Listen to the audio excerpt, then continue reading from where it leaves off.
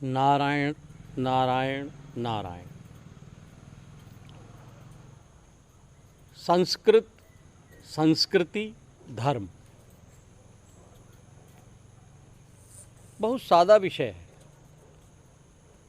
साधारण तौर से पहले हम धर्म से चलते हैं। धारयतीति धर्म, धर्म क्या है? जो धारण करने योग्य हो। धर्म एक स्तंभ है। इसके लक्षण भी 10 बताए हैं। धृति, क्षमा, दमा, स्तेय, शौच, इंद्रिय निग्रह, धीर, विद्याम, अनालस्यम, दशकम धर्म लक्षणम। ये हमारा शाश्वत स्तंभ है। फिर दूसरा विषय आया, संस्कृति क्या है? संस्कृति इसकी संवाहिका है। अगली पीढ़ी तक इस संदेश को पहुंचाने में जो मदद करती है वो है संस्कृति। उत्पन्न कहाँ से होती है? संस्कृत भाषा से। तो संस्कृत, संस्कृति, धर्म, ये तीनों एक दूसरे के पूरक हैं। क्या मिलता है इनसे? परिष्कृता, ये जीवन को परिष्कृत करती हैं, उन्नत बनाती हैं, हमें वो ज्ञान देती हैं। इनके 5 तत्व हैं। प्रथम तत्व है ज्ञान। यदि हमें मान लीजिए यहाँ से लखीमपुर जाना है, उस मार्ग का यदि ज्ञान नहीं होगा तो हम भटक जाएंगे। जन्म का उद्देश्य क्या है? मनुष्य का चिंतन क्या है? इस सब का जब ज्ञान हमें होगा, कहाँ से प्राप्त होगा? संस्कृत भाषा के माध्यम से। क्योंकि जितना हमारा वैदिक वाङ्मय है ये संस्कृत भाषा में लिखा गया है। इसे देववाणी कहते हैं। आगे जब हम बढ़ते हैं, इससे क्या हमें मिलता है? इससे हमारी संस्कृति उन्नत होती है। और जब हमारी संस्कृति उन्नत होती है तो धर्म आता है। धर्म की अभी हमने जो 10 लक्षण बताए वो हमें उन्नति की ओर ले जाते हैं। और इसी संस्कृति और धर्म के कारण ये भारत विश्व गुरु था। नालंदा तक्षशिला विश्वविद्यालय इसके उदाहरण हैं। पूरे विश्व में नालंदा विश्वविद्यालय प्रख्यात था। हमारी परिकल्पना भारत का सर्वांगीण विकास, न मात्र भारत का सर्वांगीण विकास, ये भारत तो एक अंग है। ये सावयवी सिद्धांत का, सावयवी शरीर का, विश्व रूपी शरीर का भारत एक अंग है। हम अगर एक एक अंग को सुस्थिर करेंगे, एक एक अंग को निरोगी करेंगे तो हमारे शरीर का सौष्ठव बढ़ेगा। हम एक राष्ट्र से पूरे विश्व के निर्माण की बात करते हैं। पूरा विश्व का कल्याण हो। हमने ये कहा, हमारे धर्म ने, हमारी संस्कृति ने, हमारी संस्कृत भाषा ने हमें क्या शिक्षा दी? विश्व बंधुत्व की शिक्षा दी, विश्व कल्याण की शिक्षा दी। हमने ये नहीं कहा कि तुम्हारा कल्याण हो, हमारा कल्याण हो। हमने कहा सर्वे भवन्तु सुखिनः। सर्वे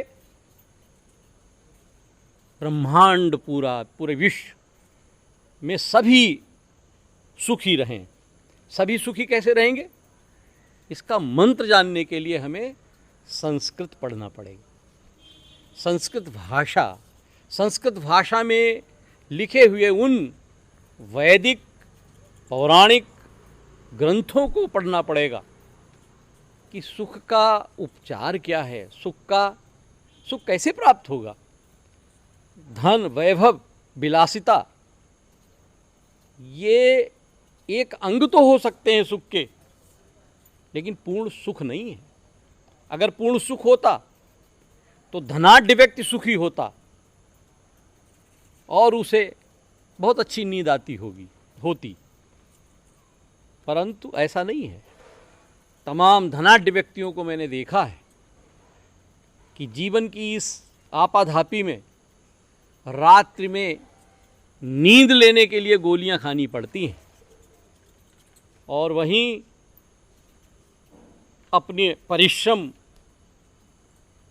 और ईर्ष्या, अपने परिश्रम से युक्त होकर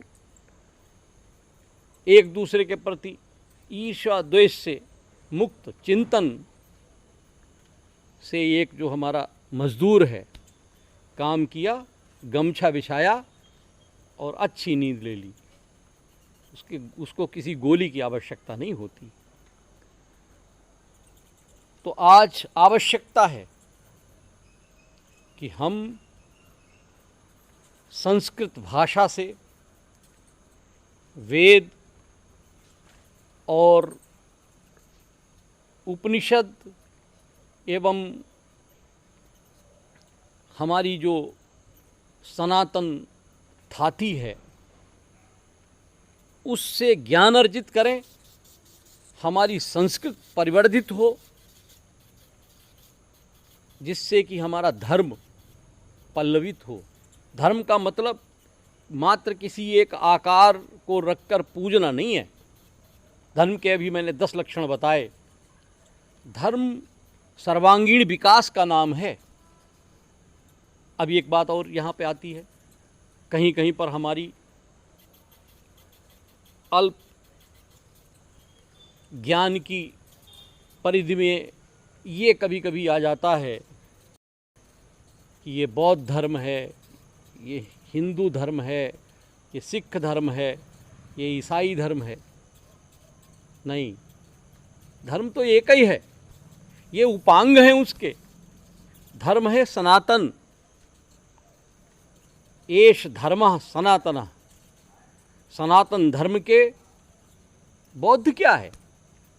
सनातन धर्म से निकले हुए महात्मा बुद्ध ने जिस चिंतन का विकास किया, जिस चिंतन को किया, उसे बौद्ध चिंतन कहते हैं।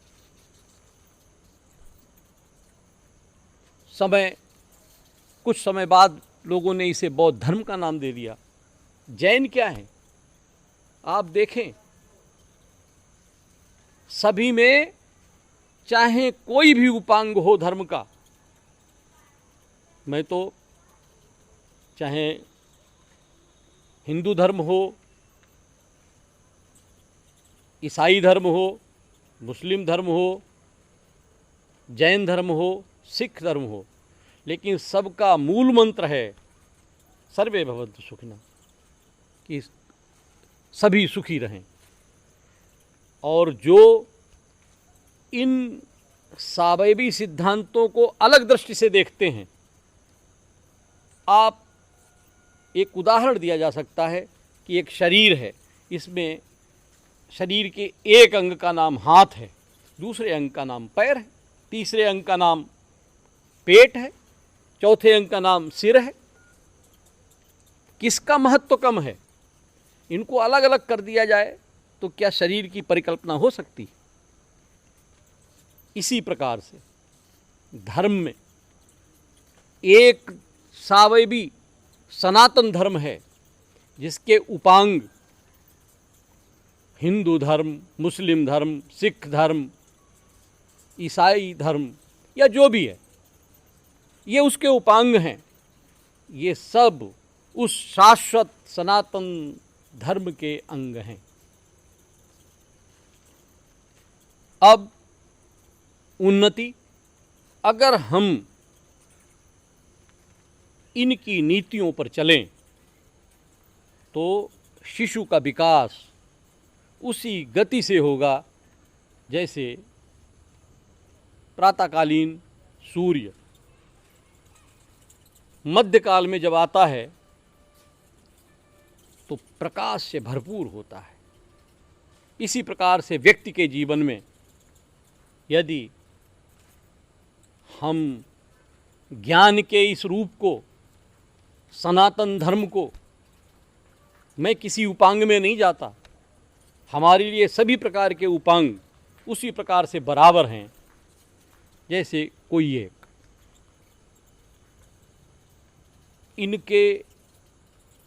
इनको धारण करके धर्मम धारयति, इसको धारण करके हम पहले एक राष्ट्र को उन्नतशील बनाएंगे और शनै शनै हम पूरे इस सावयवी सिद्धांत को, इस पूरे शरीर को जो विश्व के रूप में है, विश्व एक पूरा शरीर है, निश्चित रूप से वो उन्नत होगा।